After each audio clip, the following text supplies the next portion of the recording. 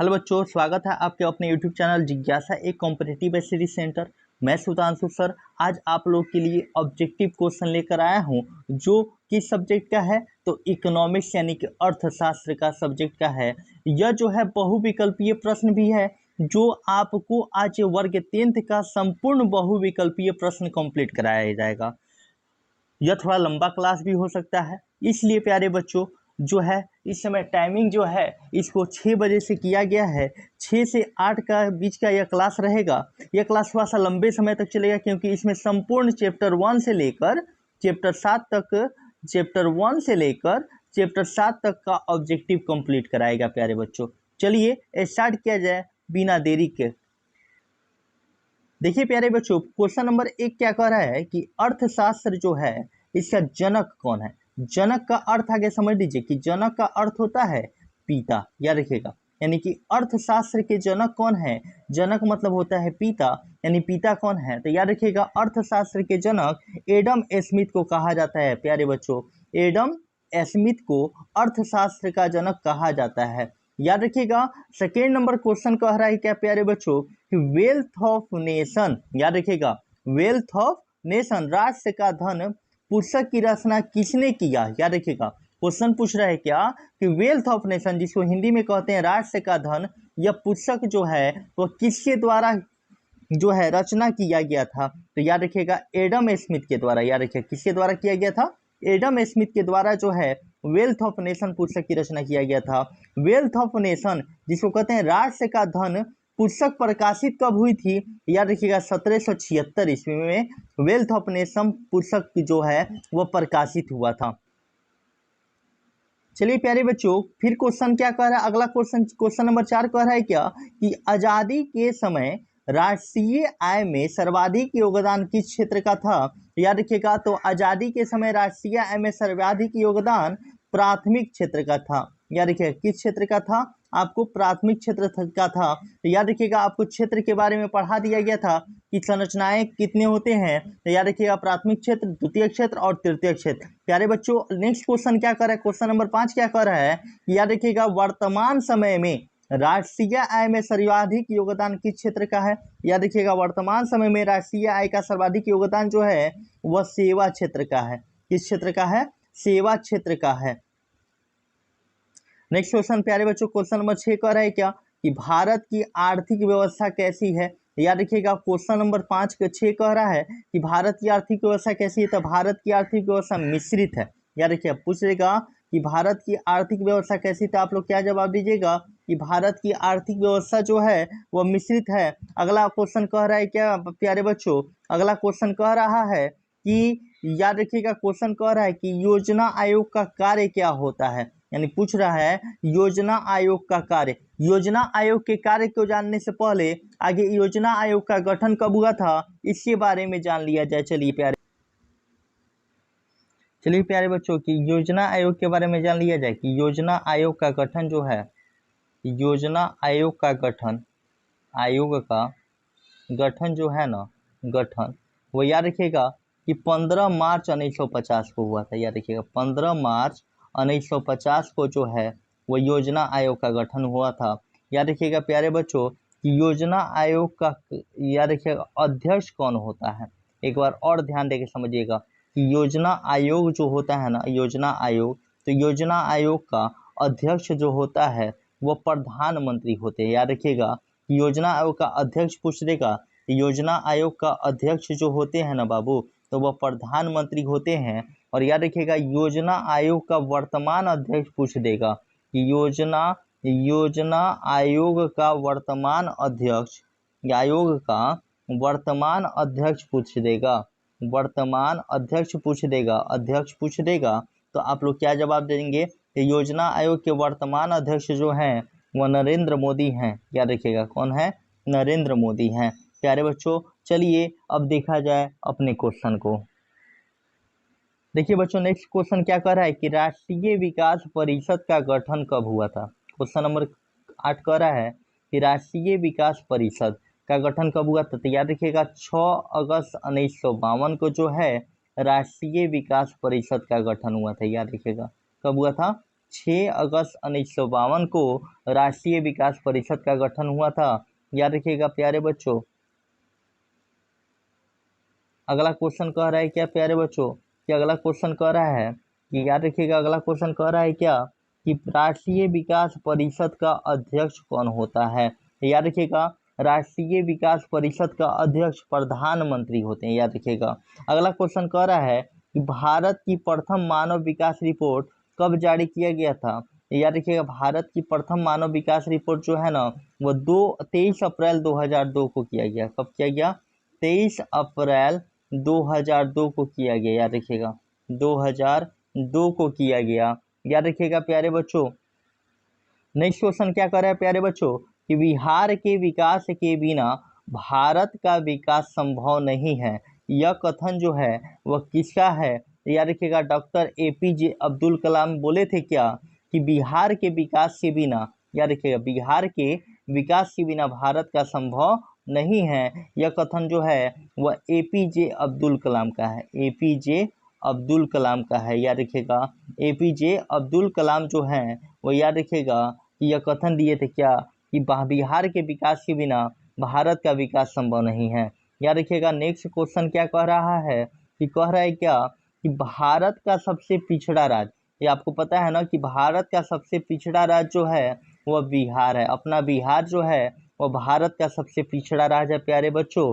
अगला क्वेश्चन क्या हो रहा है कि सबसे कम प्रति व्यक्ति आय, क्या कर रहा है सबसे कम प्रति व्यक्ति आय वाला देश कौन सा है प्यारे बच्चों? बुरुंडी। याद रखिएगा पूछ देगा कि सबसे कम प्रति व्यक्ति आय वाला देश कौन है। याद रखिएगा बुरुंडी जो है वह सबसे कम प्रति व्यक्ति आय वाला देश है प्यारे बच्चों। अगला कर आर्थिक विकास जो है वह शब्द का प्रयोग किसके संदर्भ में किया जाता है। यानी आर्थिक विकास शब्द का प्रयोग जो है ना वह किसके संदर्भ में किया जाता है। याद रखिएगा अर्ध विकसित या विकासशील देशों के संदर्भ में किया जाता है। किसका प्रयोग? तो आर्थिक विकास का प्रयोग। आर्थिक विकास का प्रयोग जो है वह अर्ध विकसित या विकासशील देशों के संदर्भ में किया जाता है। अगला क्वेश्चन प्यारे बच्चों कह रहा है कि आर्थिक वृद्धि शब्द का प्रयोग किसके संदर्भ में होता है। याद रखिएगा आर्थिक वृद्धि शब्द का प्रयोग जो है वह विकसित देशों के संदर्भ में किया जाता है। नेक्स्ट क्वेश्चन प्यारे बच्चों 16 नंबर क्वेश्चन कह रहा है कि गरीबी गरीबी को जन्म देता है। क्या बाबू? गरीबी गरीबी को जन्म देता है। क्वेश्चन नंबर कह रहा है क्या कि गरीबी गरीबी को जन्म देता है। गरीबी गरीबी को जन्म देता है, यह कथन किसका है? याद रखिएगा प्यारे बच्चों कि गरीबी गरीबी को जन्म देता है, यह कथन जो है वह रैगनर नक्श का है। किसका है प्यारे बच्चों? रैगनर। याद रखिएगा रैगनर नक्श का। याद रखिएगा रैगनर नक्श का यह कथन है। क्या कथन है? कि गरीबी गरीबी को जन्म देता है। याद रखिएगा गरीबी गरीबी को जन्म देता है, यह किसका कथन है? तो रैगनर नक्श का है। अब अगला क्वेश्चन कह रहा है 17 नंबर क्वेश्चन कह रहा है HDI यानी कि ह्यूमन डेवलपमेंट इंडेक्स में भारत का स्थान 2004 में कौन सा था। याद रखिए भारत का स्थान 2004 में 126वां था। याद रखिएगा पूछ देगा HDI रिपोर्ट में भारत का स्थान 2004 में कौन सा था। याद रखिएगा 126वां। याद रखिएगा प्यारे बच्चों। अगला क्वेश्चन क्या कह रहा है? अगला क्वेश्चन कह रहा है कि सबसे अधिक प्रति व्यक्ति आय वाला राज्य कौन सा है। भारत का सबसे अधिक प्रति व्यक्ति आय वाला राज्य कौन सा है? तो याद रखिएगा गोवा। और याद रखिएगा अगला क्वेश्चन कह रहा है कि योजना आयोग द्वारा मार्च 2009 में आंकड़ों के अनुसार उड़ीसा में निर्धनता प्रतिशत कितना बताया गया है, यानी गरीबी के प्रतिशत कितना बताया गया है। प्यारे बच्चों थोड़ा जल्दी जल्दी क्लास किया जाए, ठीक है। क्वेश्चन नंबर 20 कह रहा है कि योजना आयोग द्वारा मार्च 2009 के आंकड़े के अनुसार बिहार में निर्धनता प्रतिशत कितना है। तो प्यारे बच्चों 41.4%। कितना प्रतिशत है? 41.4% है। अगला क्वेश्चन 21 नंबर कह रहा है कि HDI रिपोर्ट में प्रथम स्थान किसका है। तो नॉर्वे का। प्रथम स्थान पे कौन है? नॉर्वे। याद रखिएगा। अगला कह रहा है उत्पादन के साधन कितने होते हैं। तो याद रखिएगा उत्पादन के साधन होते हैं 5। याद रखिएगा प्रति व्यक्ति आय की गणना होती है। तो याद रखिएगा प्रति व्यक्ति आय की गणना वार्षिक होती है। याद रखिएगा प्यारे बच्चों। अगला क्वेश्चन कह रहा है क्या कि आर्थिक समीक्षा 2014 से 15 के अनुसार बिहार का कुल आय लगभग कितना रुपया है। तो याद रखिएगा प्यारे बच्चों 3 लाख करोड़ रुपया। कितना था? 3 लाख करोड़ रुपया। 3 लाख करोड़ रुपया था। याद रखिएगा।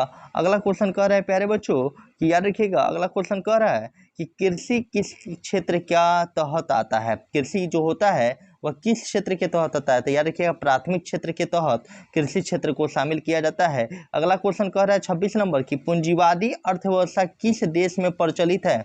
याद रखिएगा, पूंजीवादी अर्थव्यवस्था जो है वह अमेरिका में प्रचलित है। अगला क्वेश्चन कह रहा है क्या कि समाजवादी अर्थव्यवस्था किस देश में प्रचलित है। तो याद रखिएगा, समाजवादी अर्थव्यवस्था जो है वह चीन और रूस में प्रचलित है। अगला क्वेश्चन कह रहा है प्यारे बच्चों कि जनसंख्या में वृद्धि होने पर राष्ट्रीय आय में होती है। याद रखिएगा, कह रहा है क्या कि जनसंख्या में वृद्धि होने पर, जनसंख्या में वृद्धि होने पर, जनसंख्या में वृद्धि होने पर, जनसंख्या में वृद्धि होने पर राष्ट्रीय आय में होती है। तो याद रखिए, राष्ट्रीय आय में वृद्धि होती है। नरेगा की शुरुआत कब हुआ था। तो याद रखिएगा, नरेगा की शुरुआत 2 फरवरी 2006 को हुआ था। और कहाँ पर हुआ था।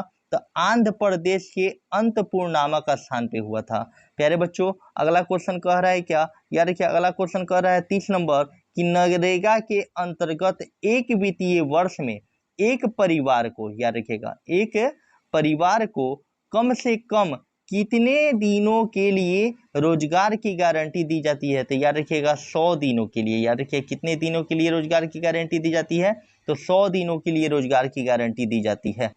नेक्स्ट क्वेश्चन प्यारे बच्चों कह रहा है क्या कि नरेगा में वर्तमान मजदूरी कितनी है। तो याद रखिए, नरेगा में वर्तमान मजदूरी जो है वह 202 रुपया है। अगला क्वेश्चन कह रहा है कि मनरेगा में महिलाओं को कितना प्रतिशत आरक्षण दिया गया है। यानी मनरेगा में महिलाओं को जो है वह कितने प्रतिशत आरक्षण दिया गया है। तो याद रखिए, मनरेगा में महिलाओं को जो है वह 33% आरक्षण दिया गया है। कितने प्रतिशत दिया गया है।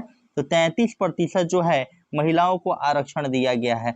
याद रखिएगा, अगला क्वेश्चन कह रहा है कि राष्ट्रीय आय समिति का गठन कब और किसकी अध्यक्षता में हुई थी। याद रखिएगा, राष्ट्रीय आय समिति का गठन जो है वह, याद रखिएगा, प्रोफेसर महालनोबिस की अध्यक्षता में हुआ था। कब हुआ था। तो 4 अगस्त 1949 को। याद रखिएगा, 4 अगस्त 1949 को हुआ था। याद रखिएगा, कब हुआ था। तो 4 अगस्त 1949 को हुआ था। अगला क्वेश्चन कह रहा है बाबू लोग कि अगला क्वेश्चन क्या कर रहा है। ध्यान दीजिएगा, ध्यान देके समझिएगा प्यारे बच्चों। अगला क्वेश्चन कह रहा है कि सर्वप्रथम 1868 ईस्वी में दादा भाई नौरोजी ने अपनी पुस्तक का नाम क्या था। Poverty and un British rule in India में भारत की प्रति व्यक्ति आय कितना रुपया बताया था। याद रखिएगा, 20 रुपया बताया था। कितना रुपया बताया था। 20 रुपया बताया था। अगला क्वेश्चन क्या कह रहा है बाबू लोग। अगला क्वेश्चन कह रहा है डॉक्टर VKRV राव ने 1925 से 26 में भारत की प्रति व्यक्ति आय कितना रुपया बताया था। तो प्यारे बच्चों, 62 रुपया बताया था। कितना रुपया बताया था। 62 रुपया बताया था। अगला क्वेश्चन कह रहा है गरीबी कैंसर की तरह है। यह कथन किसका है। याद रखिए, कुजनेट। याद रखिए, अर्थशास्त्री जो कुजनेट था ना, वह क्या बोला था कि गरीबी जो है वह कैंसर की तरह है। अगला क्वेश्चन 37 नंबर कह रहा है कि WDR यानी वर्ल्ड डेवलपमेंट रिपोर्ट के अनुसार 2007 में भारत की प्रति व्यक्ति आय कितना डॉलर थी। याद रखिएगा, $950। याद रखिए, कितने डॉलर थी। $950। नेक्स्ट क्वेश्चन कह रहा है क्या कि 900 WDR वर्ल्ड डेवलपमेंट रिपोर्ट के अनुसार 2007 में अमेरिका की प्रति व्यक्ति आय कितना डॉलर थी। तो याद रखिएगा, $46,040 था। कितना था। तो $46,040 जो था अमेरिका का जो है बाबू, याद रखिएगा, प्रति व्यक्ति आय था। याद रखिएगा, अगला क्वेश्चन कह रहा है क्या मनुष्य के सभी आविष्कारों में मुद्रा का आविष्कार जो है वह सबसे महत्वपूर्ण है। याद रखिए, क्वेश्चन क्या कह रहा है। यह भी यही क्वेश्चन है कि मनुष्य के आविष्कारों में, याद रखिए, क्वेश्चन क्या कर रहा है। मनुष्य के आविष्कारों में मुद्रा का जो आविष्कार है वह सबसे महत्वपूर्ण है। यह कथन किसका है। तो याद रखिएगा, क्राउथर का। याद रखिए, किसका है। तो क्राउथर का है। किसका है बाबू। क्राउथर का यह कथन है। अगला क्वेश्चन क्या कह रहा है, ध्यान देके समझिएगा कि डैश को प्राथमिक क्षेत्र कहा जाता है। तो याद रखिए, कृषि क्षेत्र को जो है प्राथमिक क्षेत्र कहा जाता है। डैश को जो है मिश्रित अर्थव्यवस्था कहा जाता है, या डैश में मिश्रित अर्थव्यवस्था है।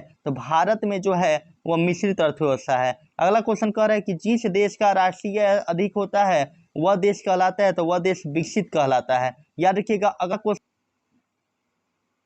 अगला क्वेश्चन क्या कह रहा है प्यारे बच्चों कि अगला क्वेश्चन कह रहा है कि जिस देश का राष्ट्रीय अधिक होता है वह कहलाता है तो विकसित कहलाता है। भारत अंग्रेजी शासन का डैश था, याद रखिए भारत अंग्रेजी शासन का क्या था, उपनिवेश था। याद रखिए क्या था, उपनिवेश था। अगला क्वेश्चन क्या कह रहा है प्यारे बच्चों, अगला क्वेश्चन कह रहा है क्या कि अर्थव्यवस्था डैश अर्जन की प्रणाली है, तो अर्थव्यवस्था आजीविका अर्जन की प्रणाली है, आजीविका अर्जन की जो है वह प्रणाली है। अगला क्वेश्चन क्या कह रहा है, आर्थिक विकास आवश्यक के रूप से डैश की प्रक्रिया है, तो परिवर्तन की प्रक्रिया, आर्थिक विकास आवश्यक रूप से जो है वह परिवर्तन की प्रक्रिया मानी जाती है। अगला क्वेश्चन कह रहा है, अगला क्वेश्चन कह रहा है क्या कि भारत के आर्थिक विकास का श्रेय किसको दिया जाता है, तो नियोजन को दिया जाता है। याद रखिएगा भारत का जो है ना आर्थिक विकास का श्रेय जो है वह किसको दिया जाता है, तो नियोजन को। किसको दिया जाता है, तो नियोजन को दिया जाता है। याद रखिएगा पूछ देगा कि भारत में आर्थिक विकास का श्रेय किसको दिया जाता है, तो याद रखिएगा नियोजन को दिया जाता है। अगला क्वेश्चन क्या कह रहा है, याद रखिएगा आर्थिक विकास की माप करने के लिए याद रखिएगा सबसे उचित साधन है, यानी कि क्वेश्चन कह रहा है क्या कि आर्थिक विकास जो है ना उसे माप करने के लिए सबसे उचित साधन कौन सा है, तो याद रखिए सबसे उचित साधन जो है वो प्रति व्यक्ति है। अगला क्वेश्चन कह रहा है कि साधनों के मामले में धनी होते हुए भी बिहार की स्थिति डैश है, यानी कि कह रहा है क्वेश्चन कि साधनों के मामले में धनी होते हुए भी बिहार डैश स्थिति में है, तो दयनीय स्थिति में है, बिहार का बहुत ही दयनीय स्थिति है। अगला क्वेश्चन क्या कह रहा है, बिहार में जीवन का आधार डैश है, तो बिहार में कृषि करके लोग जो है ना अपना जीवन यापन चलाता है। अब क्वेश्चन नंबर 49 कह रहा है कि बिहार में जीवन का आधार का डैश है, तो बिहार में कृषि ही जीवन का आधार माना जाता है। यहाँ पे आंसर क्या हो जाएगा, कृषि हो जाएगा। अगला क्वेश्चन, वह कौन सी आयोग है जिसका कार्य पंचवर्षीय योजना तैयार करना होता है, तो याद रखिएगा वह आयोग का नाम है योजना आयोग। प्यारे बच्चों यह जल्दी क्लास कराया जा रहा है क्योंकि ये बहुत सारा ऑब्जेक्टिव हमको कंप्लीट करना है। यह थोड़ा सा लंबा क्लास भी होगा लेकिन इसमें संपूर्ण ऑब्जेक्टिव क्लास आप लोग को दे दिया जाएगा। हिस्ट्री का नहीं, यह कभी चल रहा है इकोनॉमिक्स का क्लास प्यारे बच्चों, इसमें संपूर्ण इकोनॉमिक्स आप लोग को करा दिया जाएगा। यह सेशन इकोनॉमिक्स का टोटल सेशन रहेगा और इसमें बेटर क्वेश्चन दिया जाएगा, ठीक है। और यह आपके एग्जामिनेशन थॉट पे भी पढ़ाया जाएगा। प्यारे बच्चों अगर मेरे यूट्यूब पर नए हो तो मेरे यूट्यूब चैनल को सब्सक्राइब करें, याद रखिएगा क्या करें, सब्सक्राइब करें, लाइक करें और शेयर जरूर करें। याद रखिए लाइक करें और शेयर जरूर करें। चलिए बिना देरी का क्लास आगे बढ़ाया जाए। चलिए अगला क्वेश्चन क्या कह रहा है प्यारे बच्चों, ये अगला क्वेश्चन कह रहा है कि योजना आयोग का नाम परिवर्तित करके कब नीति आयोग कर दिया गया, तो याद रखिएगा 1 जनवरी 2015 को। याद रखिएगा 2015 को जो है ना योजना आयोग का नाम बदलकर नीति आयोग कर दिया गया।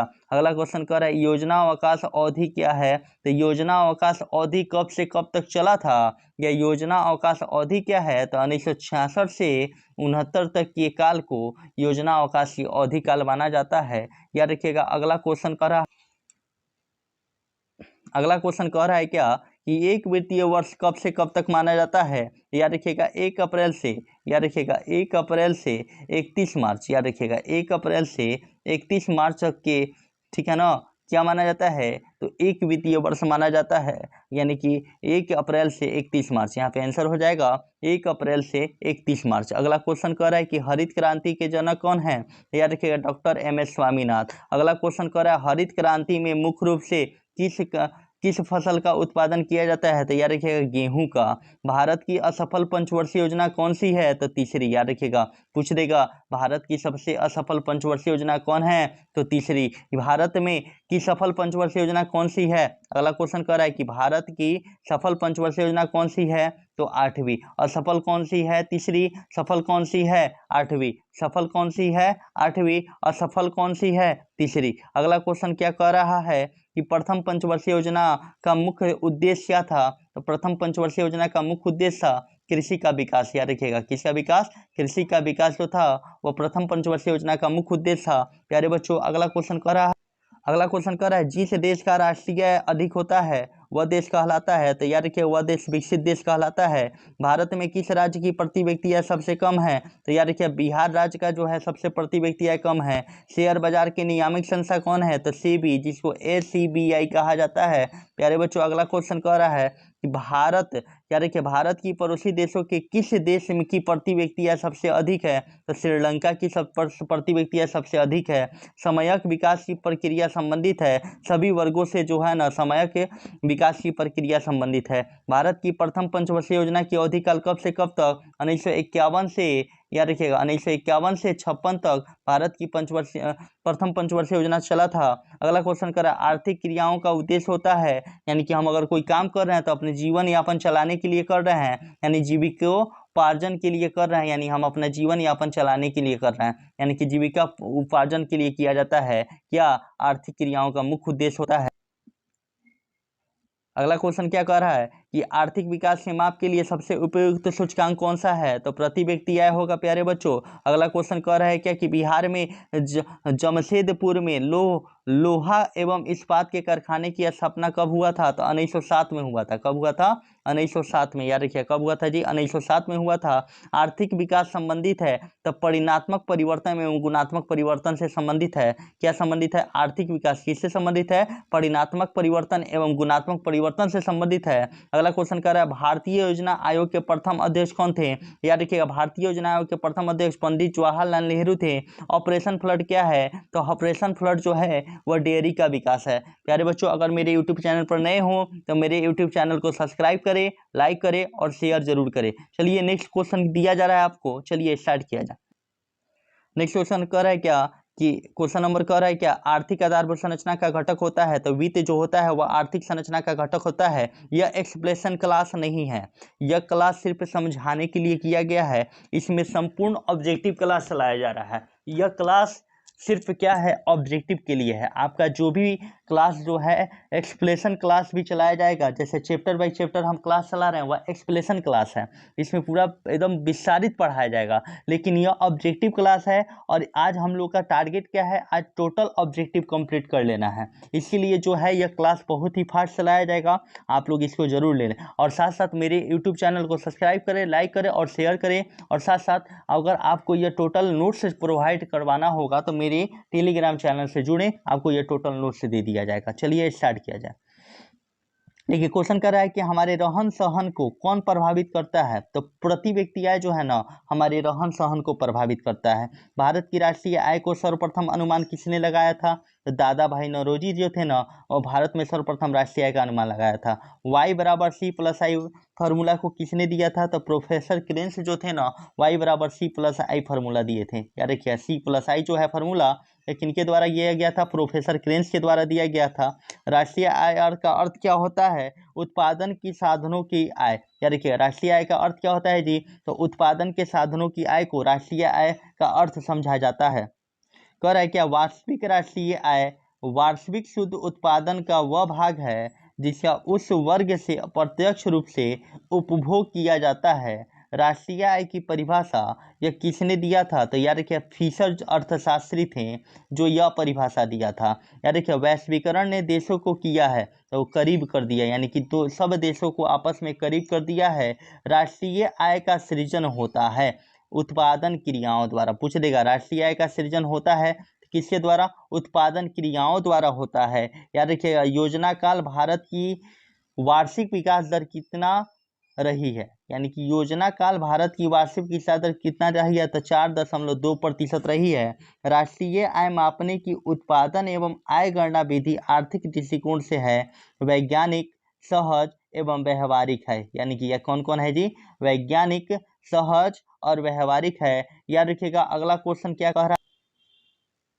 नेक्स्ट क्वेश्चन कर रहा है क्या कि बिहार की अर्थव्यवस्था के प्राथमिक क्षेत्र का मुख्य अंग है। क्वेश्चन क्या कर रहा है कि बिहार की अर्थव्यवस्था के प्राथमिक क्षेत्र का मुख्य अंग है कृषि। यानी कि याद रखिएगा अगला क्वेश्चन क्या कह रहा है, नेक्स्ट क्वेश्चन कह रहा है क्या 2007 ईस्वी में, याद रखिए क्वेश्चन क्या कर रहा है 2007 ईस्वी में भारत की प्रति व्यक्ति आय अमेरिका की प्रति व्यक्ति आय का लगभग कितना था, तो 1/48वां भाग था। याद रखिए 2012 से 13 में भारत की औसत प्रति व्यक्ति आय कितनी थी, तो 68,757 रुपया था। कितना था, 68,757 रुपया था। याद रखिएगा अगला क्वेश्चन क्या कह रहा है कि निदेशालय की रिपोर्ट के अनुसार 2008 से 9 में भारत में प्रति व्यक्ति आय कितनी थी, तो 25,400 रुपया।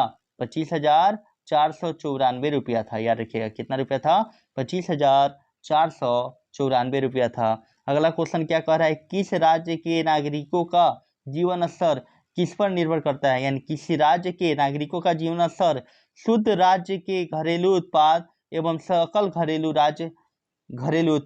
राज्य घरेलू उत्पाद पर डिपेंड करता है। उत्पादन गणना विधि का प्रयोग सर्वप्रथम किस देश ने किया था, तो ब्रिटेन ने किया था। यानी उत्पादन गणना विधि का सर्वप्रथम प्रयोग जो है किस देश ने किया था, तो ब्रिटेन किया था। किसने किया था, तो ब्रिटेन किया था। अगला क्वेश्चन कह रहा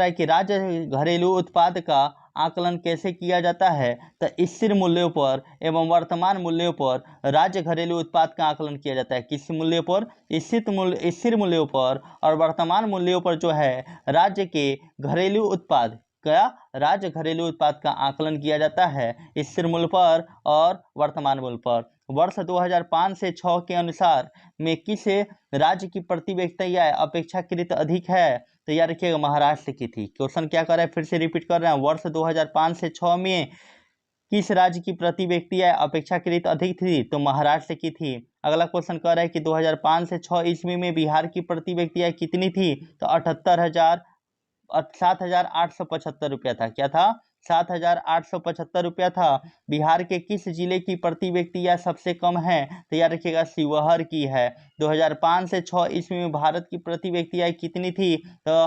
25,716 रुपया था। कितना था, 25,716 रुपया था। कितना था, 25,716 रुपया था। अगला क्वेश्चन क्या कह रहा है, क्या कि बिहार के किस जिले की प्रति व्यक्ति आय सबसे कम है, तो शिवहर का। अगला क्वेश्चन कह रहा है 2005 से 6 ईस्वी में भारत की प्रति व्यक्ति आय कितनी थी, 25,716 रुपया। राष्ट्रीय आय समिति के अनुशंसा पर 1948 से 49 में भारत की राष्ट्रीय आय लगभग कितना बताया गया है, तो 8650 रुपया बताया गया। कितना बताया गया है, 8650 रुपया बताया गया है। अगला क्वेश्चन कह रहा है सन 2005 से 6 में सन 2005 से 6 में पंजाब राज्य की प्रति व्यक्ति आय लगभग कितनी थी, तो 34,929 रुपया था। कितना था, 34,929 रुपया। कितना था, 34,929 रुपया था। अगला क्वेश्चन कह रहा है क्या कि सन 2005 से 6 ईस्वी में हरियाणा की प्रति व्यक्ति आय कितनी थी, तो 38,832 रुपया था। 38,832 रुपया था।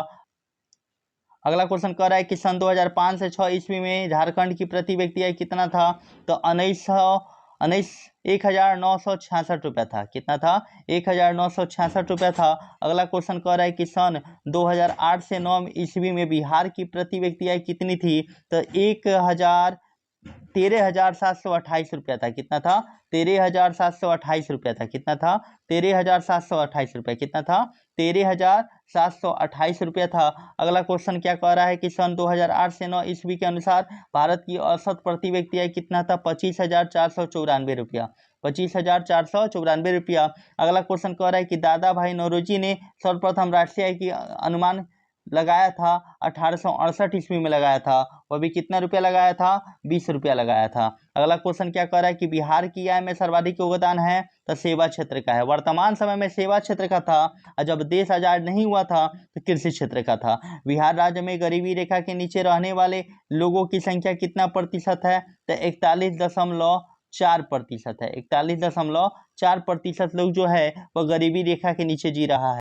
अगला क्वेश्चन कह रहा है कि भारत में स्वतंत्रता प्राप्ति के बाद राष्ट्रीय आय की गणना कब प्रारंभ की गई थी, 1951 में। कब किया गया था, 1951 में किया गया था। अगला क्वेश्चन कह रहा है कि एक देश इसलिए गरीब है क्योंकि वह गरीब है। क्वेश्चन क्या कह रहा है, एक देश इसलिए गरीब है क्योंकि वह गरीब है, यह किस अर्थशास्त्री का कथन था, तो रैगनर नक्श का था। किसका था, रैगनर नक्श। याद रखिएगा रैगनर नक्श का जो है यह कथन था।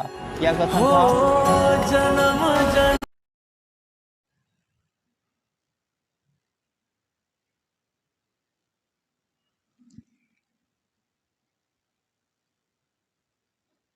चलिए, एक देश इसलिए गरीब है क्योंकि वह गरीब है, यह किस अर्थशास्त्री का कथन था, तो रैगनर नक्श का था।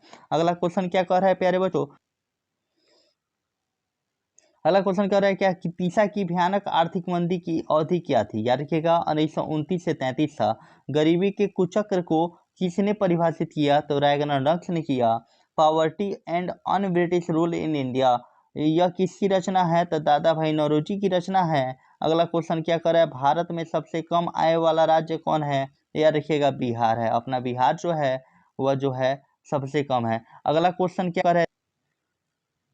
नेक्स्ट क्वेश्चन कर रहा है कि भारत की वर्तमान जनसंख्या विश्व के कुल जनसंख्या का कितना प्रतिशत है? तो 17.5% है। अगला क्वेश्चन कर रहा है तीसरा की आर्थिक भयानक मंदी से उभरने के लिए किसने सुझाव दिया था? तो याद रखिएगा प्रोफेसर क्रेन्स दिए थे। अर्थशास्त्र की रचना किसने की थी? तो चाणक्य किए थे। प्रधानमंत्री नरेंद्र मोदी ने विमुद्रीकरण की घोषणा कब की? 8 नवंबर 2016 को किया। आधुनिक युग का प्रगति का श्रेय किसको दिया जाता है? करेंसी को, यानी मुद्रा को दिया जाता है। याद रखिएगा किसको दिया जाता है? तो मुद्रा को दिया जाता है प्यारे बच्चों। अगला क्वेश्चन क्या कह रहा है? चलिए ध्यान देके चला जाए।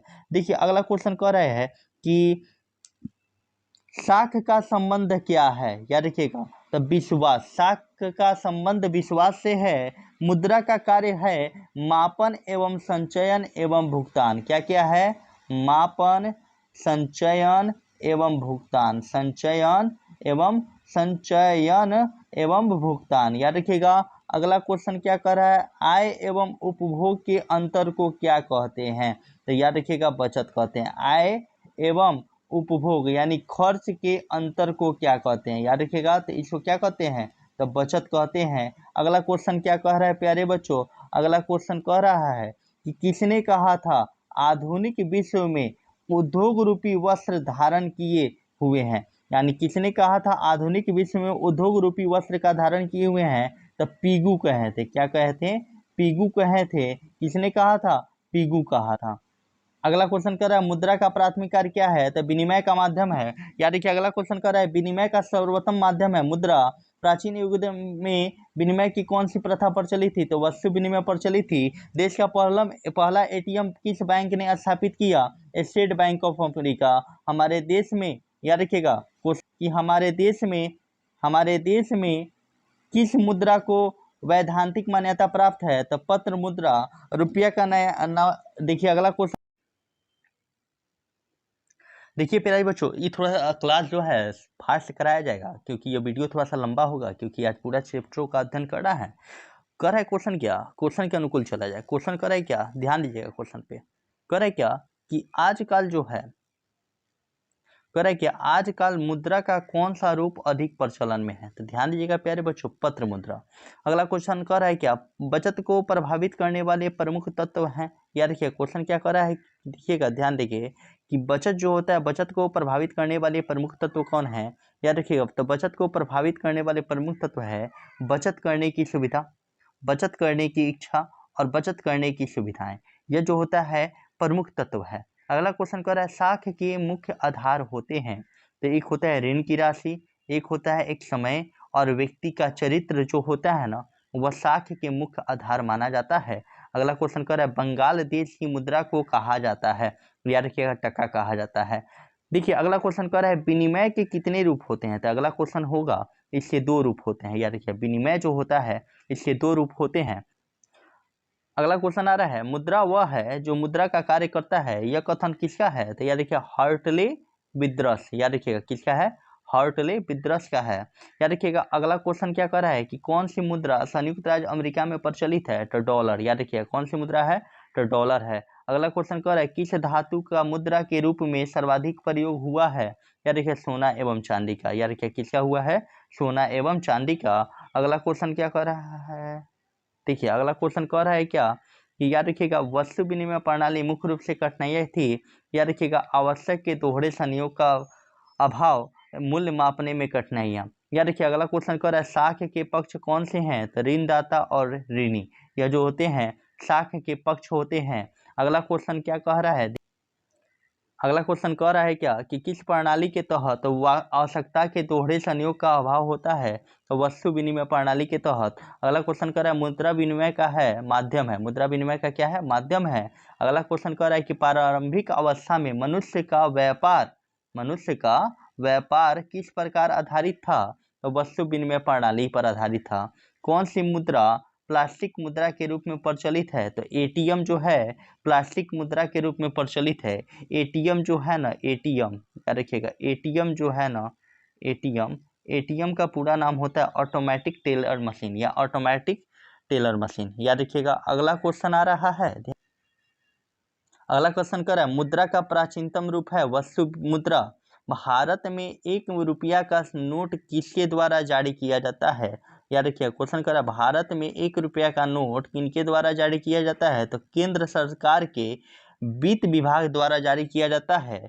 सिक्कों का सबसे पहला प्रयोग, याद रखिए, पहला प्रयोग कहाँ हुआ था? तो लीबिया में हुआ था। कहाँ हुआ था जी? तो लीबिया में हुआ था। अगला क्वेश्चन कर रहा है भारत में वित्तीय संस्थानों के रूप होते हैं। भारत में वित्तीय संस्थानों के रूप 2 होते हैं। वित्तीय संस्थान के रूप कितने होते हैं? 2 होते हैं। वित्तीय संस्थानों के प्रकार क्या हैं? तो वित्तीय संस्थान 2 प्रकार के होते हैं। अगला क्वेश्चन क्या कह रहा है, याद रखिएगा, कृषि एवं ग्रामीण साख की पूर्ति के लिए किस संस्था की स्थापना किया गया? नाबार्ड की स्थापना किया गया। किसका किया गया? नाबार्ड की स्थापना किया गया। कब किया गया? 1982 में। कब किया गया? 1982 में किया गया। अगला क्वेश्चन क्या कह रहा है? अगला क्वेश्चन कह रहा है कि बिहार में संस्थागत वित्तीय संस्थान कितने प्रकार के होते हैं? तो 4 प्रकार के होते हैं। अगला क्वेश्चन कह रहा है भारत पूंजी बाजार किस प्रकार का वित्त उपलब्ध कराता है? तो दीर्घकालीन वित्त उपलब्ध कराता है।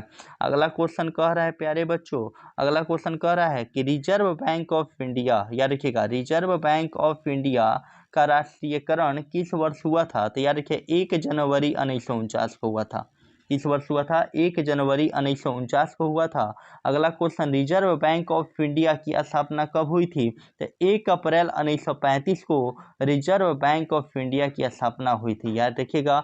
अगला क्वेश्चन कर है रिजर्व बैंक ऑफ इंडिया का मुख्यालय कहाँ है? तो याद रखिएगा मुंबई में है। अगला क्वेश्चन कर है केंद्रीय बैंक जिसको कहते हैं reserve bank of India, Bharat का केंद्रीय बैंक तो रिजर्व बैंक ऑफ इंडिया, जिसको आरबीआई कहा जाता है, आरबीआई कहा जाता है, याद रखिएगा।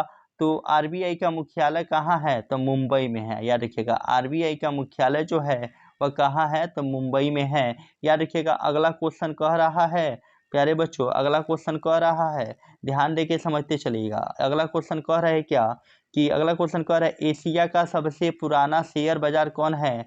तो मुंबई है, याद रखिएगा। कौन है? मुंबई। बिहार के वित्त का सर्वाधिक महत्वपूर्ण संस्थागत महत्व समूह कौन है? तो व्यावसायिक बैंक है। भारत की वित्त राजधानी किस शहर को कहा जाता है? तो मुंबई को कहा जाता है। कौन सा संस्थागत भारत में मुद्रा जारी करने के लिए अधिकृत है? तो रिजर्व बैंक ऑफ इंडिया, जिसको आरबीआई भी कहा जाता है, याद रखिएगा। अगला क्वेश्चन, 1 रुपया के नोट पर, देखिए यहाँ पे क्वेश्चन समझिएगा, ध्यान देके समझिए। क्वेश्चन क्या कह रहा है कि 1 रुपया के नोट एवं सिक्के कौन जारी करता है? तो केंद्र सरकार का वित्त विभाग जारी करता है। अगला क्वेश्चन कह रहा है कि 1 रुपये के से जितने भी नोट हैं उसको कौन जारी करता है? आरबीआई, याद रखिएगा, रिजर्व बैंक ऑफ इंडिया जारी करता है। अगला, भारतीय मुद्रा बाजार में किस प्रकार के ऋणों का लेन देन होता है? तो अल्पकाल और मध्यकाल का ऋण का लेन देन होता है। अगला, कौन संस्थागत वित्त का साधन है? तो व्यावसायिक बैंक जो होता है वह संस्थागत वित्त का साधन होता है। देखिए प्यारे बच्चों, यह जो क्लास है ना, ये डिटेल क्लास नहीं है, यह ऑब्जेक्टिव क्लास है। और आज टारगेट लिया गया है कि आज टारगेट तौर पे यह पढ़ाया जा रहा है कि संपूर्ण ऑब्जेक्टिव एक दिन में ही कंप्लीट करा दिया जाए। चलिए, इसलिए थोड़ा सा तेजी क्लास रहेगा, लेकिन आप लोग को पूरा यह क्लास देखिए, क्योंकि यह क्लास नहीं देखिएगा तो आपका ऑब्जेक्टिव छूट जाएगा। आपके एग्जामिनेशन बेसिस पर यह ऑब्जेक्टिव चलाया जा रहा है। साथ ही साथ अगर आप कोई भी कॉम्पिटिटिव एग्जाम दे रहे हो, चाहे वो बीपीएससी शिक्षक बहाली हो या कोई भी एग्जाम दे रहे हो, सब इसी में से क्वेश्चन रहेगा। टोटल एनसीईआरटी बुक का क्वेश्चन है, आप लोग जरूर समझेंगे। अगर मेरे यूट्यूब चैनल पर नए हो तो मेरे यूट्यूब चैनल को सब्सक्राइब करें, लाइक करें और शेयर करें।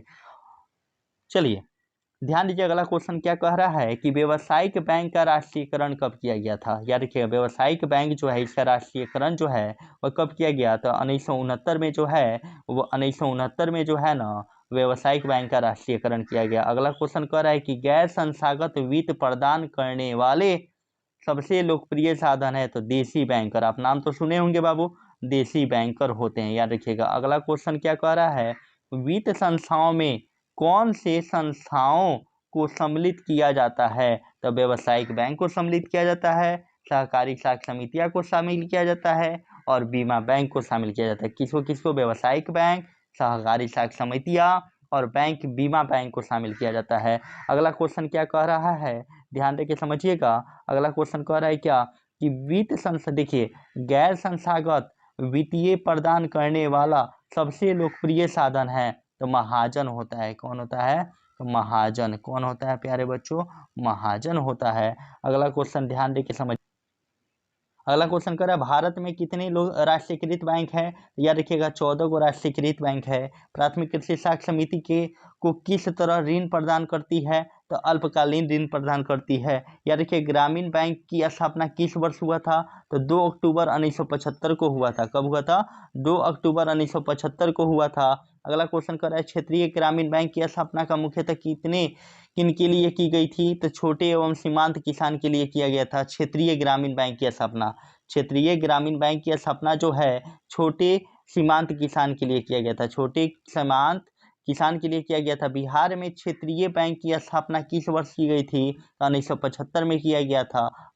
अगला क्वेश्चन कह रहा है क्या देश के अभी कार्यरत क्षेत्रीय ग्रामीण बैंकों की संख्या 196 है। व्यावसायिक बैंक कितने प्रकार की जमा राशि को स्वीकार करता है? तो व्यावसायिक बैंक 4 प्रकार की जमा राशि को स्वीकार करता है। अस्थायी जमा, आवर्ती जमा, संचयी जमा, चालू जमा। कौन कौन से जमा? अस्थायी जमा, आवर्ती जमा, संचयी जमा, चालू जमा। याद रखिएगा अगला क्वेश्चन क्या कर रहा है, प्रत्यक्ष कर के अंतर्गत किसको शामिल किया जाता है? तो आयकर को, इनकम टैक्स को शामिल किया जाता है। बिहार के वित्त का सर्वाधिक महत्वपूर्ण संस्थागत समूह कौन है? तो व्यावसायिक बैंक है। अगला क्वेश्चन, कौन सा संस्थागत वित्तीय संस्थानों के उदाहरण है? तो क्षेत्रीय ग्रामीण बैंक है। अगला क्वेश्चन क्या कह रहा है, ध्यान देके समझिएगा। अगला क्वेश्चन कह रहा है कि वित्तीय संस्थानों में किन संस्थानों को सम्मिलित किया जाता है? तो व्यावसायिक बैंक को, सहकारी साख समितियां को एवं बीमा कंपनी को शामिल किया जाता है। अगला क्वेश्चन कह रहा है, ध्यान दीजिएगा। अगला क्वेश्चन क्या कर रहा है आपके सामने आ गया कि भारत में करेंसी नोट कौन जारी करता है? तो आरबीआई, जिसको कहते हैं रिजर्व बैंक ऑफ इंडिया, जारी करता है। याद रखिएगा। अगला क्वेश्चन क्या कह रहा है कि अगला क्वेश्चन कह रहा है कि भारतीय मुद्रा बाजार में किस प्रकार की ऋण का लेन देन होता है? तो अल्पकाल ऋण का लेन देन होता है। सहकारिता प्रांतीय सरकारों का हस्तांतरण विषय कब बनी? 1919 में बना। एशिया का सबसे पुराना शेयर बाजार कौन है? तो मुंबई है। दीर्घकालीन ऋण प्रदान करने वाली संस्था कौन है? तो भूमि विकास बैंक जो होता है ना, वह दीर्घकालीन ऋण उपलब्ध कराता है। कौन विकास बैंक? भूमि विकास बैंक जो है वह दीर्घकालीन ऋण उपलब्ध कराता है। नाबार्ड की स्थापना कब हुआ था? तो 1982 में हुआ था। क्वेश्चन पूछेगा नाबार्ड की स्थापना कब हुआ? तो 1982 में। कब हुआ? 1982 में हुआ था। याद रखिएगा। अगला क्वेश्चन कर रहा है भारतीय रिजर्व बैंक की स्थापना कब हुई थी? याद रखिएगा भारतीय रिजर्व बैंक की स्थापना 1 अप्रैल 1935 को हुआ था। अगला, नोबेल पुरस्कार से सम्मानित बांग्लादेशी अर्थशास्त्री कौन थे? तो प्रोफेसर मोहम्मद यूनुस। याद रखिएगा कौन थे? प्रोफेसर मोहम्मद यूनुस जो थे वह बांग्लादेशी अर्थशास्त्री को नोबेल पुरस्कार से क्या किया गया था? सम्मानित किया गया था। अगला क्वेश्चन क्या है, ग्रामीण बैंक का संस्थापक कौन होता है? याद रखिए कौन है? प्रोफेसर। ग्रामीण बैंक के संस्थापक कौन है? यहाँ पे कह रहा है ग्रामीण बैंक के संस्थापक कौन है? तो याद रखिए प्रोफेसर मोहम्मद यूनुस हैं। अगला क्वेश्चन कह रहा है प्राथमिक कृषि साख समितियां कृषकों को ऋण प्रदान करती है। तो अल्पकालीन कृषकों को क्या करती है? ऋण उपलब्ध कराती है। अगला क्वेश्चन कह रहा है कृषि तथा ग्रामीण विकास के लिए पुनर्वृत्ति करने वाली शीर्ष संस्था कौन सी है? तो नाबार्ड है। कौन है? नाबार्ड है। कौन है? नाबार्ड है। नाबार्ड है। याद रखिए कौन है? नाबार्ड है। अगला क्वेश्चन, राज्य वित्त आयोग का गठन किया जाता है पंचायतों की वित्तीय स्थिति के पुनरावलोकन के लिए किया जाता है। किसका? राज्य वित्त आयोग का गठन। राज्य वित्त आयोग का गठन किया जाता है। अगला क्वेश्चन क्या कह रहा है, ध्यान दीजिएगा लो। अगला क्वेश्चन कह रहा है क्या देश के संगठित बैंक, यार क्या देश के संगठित बैंक प्रणाली कितने प्रकार की होती है? तो 3 प्रकार की होती है। देश में संगठित बैंकों की प्रणाली के प्रकार कितने होते हैं? 2 होते हैं। कितने होते हैं? 2 होते हैं। गैर संस्थागत वित्त प्रदान करने वाला सबसे लोकप्रिय साधन कौन सा है? तो महाजन है। भारत में सहकारिता आंदोलन कब प्रारंभ हुआ? 1904 में हुआ। कब प्रारंभ हुआ? 1904 में प्रारंभ हुआ। याद रखिएगा। अगला क्वेश्चन कह रहा है, याद रखिएगा अगला क्वेश्चन क्या कह रहा है, ध्यान देके समझिएगा। अगला क्वेश्चन कह रहा है, यहाँ पे ध्यान दीजिएगा, यहाँ पे ध्यान देना है कि बैंकिंग एवं वित्तीय क्रियाओं का संचालन होता है वाणिज्य बैंक के द्वारा। राज्य में सूक्ष्म वित्तीय कार्य करती है। राज्य में सूक्ष्म वित्तीय कार्य क्या करती है? तो गरीबी याद रखिए क्या करती है बाबू? तो याद रखिए गरीबी तबके के लिए। याद रखिए किनके लिए कार्य करती है? गरीबी तबके के लिए करती है।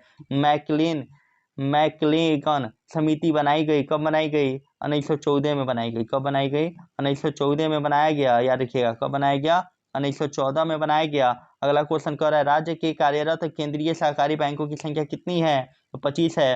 राष्ट्रीय कृषि साख समिति ग्रामीण विकास बैंक की स्थापना कब हुआ? 1982 में हुआ। अगला क्वेश्चन कह रहा है बाबू ध्यान देके समझेंगे कि कह रहा है कौन सी सेवा गैर सरकारी है? याद रखिएगा शॉपिंग एवं मॉल की सेवा। अगला क्वेश्चन क्या कह रहा है कि भारत सरकार ने किस प्रकार की शिक्षा को मौलिक अधिकार दिया है? तो प्रारंभिक शिक्षा को मौलिक अधिकार दिया है। एक अर्थव्यवस्था की आधार संरचना का निर्माण होता है कृषि से, उद्योग से और सेवा तीनों के द्वारा होता है। कौन बीमारू राज्य है? तो बिहार, उड़ीसा, मध्य प्रदेश जो होते हैं वो बीमारू राज्य हैं। ऊर्जा के मुख्य स्रोत क्या है? तो ऊर्जा के मुख्य स्रोत कोयला, पेट्रोलियम एवं विद्युत है। आर्थिक विकास संबंधित है परिणात्मक परिवर्तन एवं गुणात्मक परिवर्तन से जो है वो आर्थिक विकास जो है संबंधित है। याद रखिएगा परिणात्मक परिवर्तन और गुणात्मक परिवर्तन से जो है ना वो आर्थिक विकास जो होता है वो परिवर्तन होता है। अगला क्वेश्चन विकासशील देश में कार्यशील जनसंख्या अधिकांश संलग्न होती है। तो विकासशील देश में जो होता है ना कार्यशील जनसंख्या अधिकांश कृषि पर होते हैं। ध्यान दीजिएगा अगला क्वेश्चन कह रहा है कि आर्थिक आधारभूत संरचना का घटक कितने होते हैं? कौन होता है? तो वित्त होता है। अगला क्वेश्चन भारत की अधिकांश जनसंख्या अर्थव्यवस्था के किस क्षेत्र पर संलग्न है? तो प्राथमिक एवं कृषि क्षेत्र पर संलग्न है। आर्थिक आधारभूत संरचना का घटक क्या है? तो वित्त होता है। आर्थिक संरचना आधारभूत का घटक वित्त होता है। अगला क्वेश्चन कह रहा है क्या 6 से 14 वर्ष की शिक्षा 6 से 14 वर्ष की आयु वाले बच्चों को दी जाने वाली शिक्षा क्या कहलाता है? तो प्रारंभिक शिक्षा कहलाता है। अगला क्वेश्चन मानवीय पूंजी निर्माण का मुख्य घटक कौन है? तो स्वास्थ्य है, आवास है और शिक्षा तथा प्रशिक्षण है। विश्व के विकसित देश हैं तो अमेरिका, ब्रिटेन और जापान है। अगला क्वेश्चन क्या कह रहा है ध्यान देके समझिएगा। अगला क्वेश्चन कह रहा है ध्यान दीजिएगा